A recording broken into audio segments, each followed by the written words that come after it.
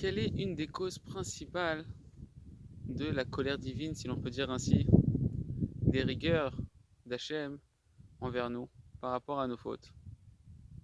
Et quelle est donc la tchouva que nous devons faire, le repentir que l'on doit chacun s'efforcer de faire pour attirer sur soi la miséricorde en adoucissant toutes les rigueurs qui s'étaient éveillées sur nous? La réponse à cette question, nous pouvons l'apprendre des halachot de Yom Kippour, du jour du grand pardon, où chacun s'efforce de faire teshuva.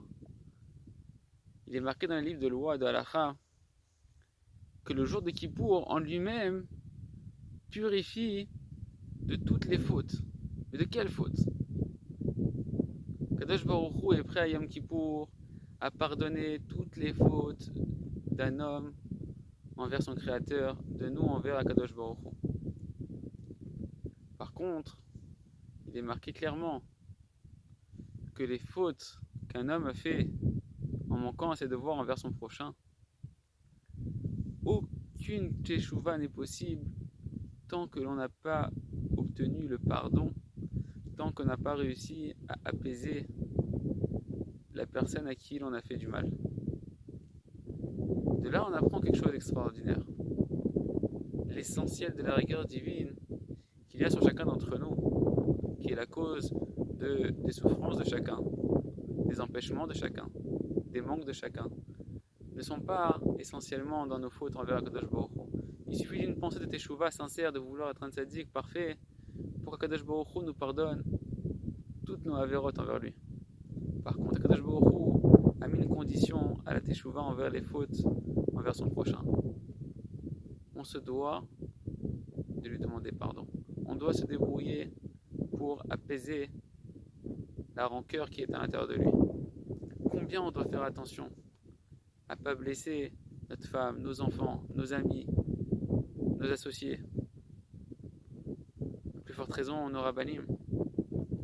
À plus forte raison, les tzadikim. Car sur ça, Kadosh Baruch Hu ne peut pas pardonner Kaviachol tant que la personne ne nous a pas pardonné. C'est pour ça que l'on doit prier énormément à Kadosh Baruch Hu, aide-moi Kadosh Baruch Hu à être prêt à renoncer à tout, mais ne faire du tsahar, de la souffrance à qui que ce soit, à personne. Peu importe si j'ai raison ou si j'ai tort, je ne veux faire souffrir personne. Aide-moi Kadosh Baruch Hu à apprendre de Tamar, qui était la belle-fille de Yehuda,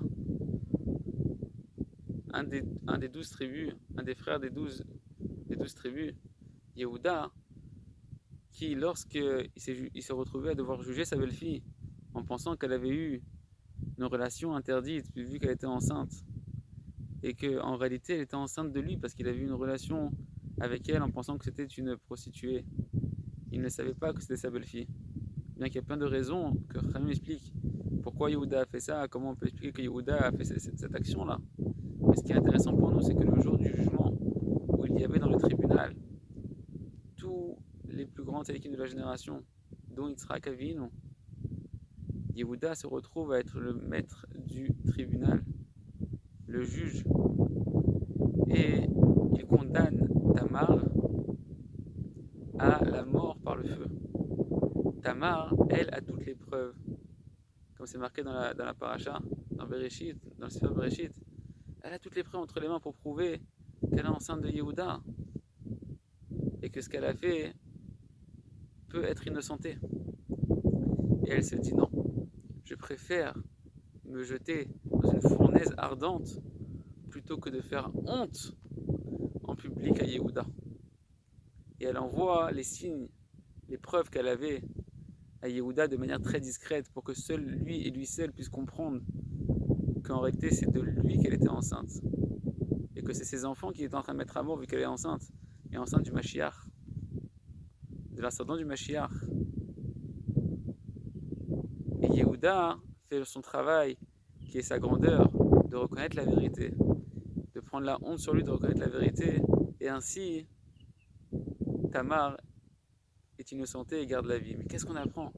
Tamar, elle avait toutes les raisons de pouvoir dire la vérité pour sauver sa vie, mais elle s'est dit je préfère mourir, brûler, accusée à tort, plutôt que de faire honte à Yehuda en public.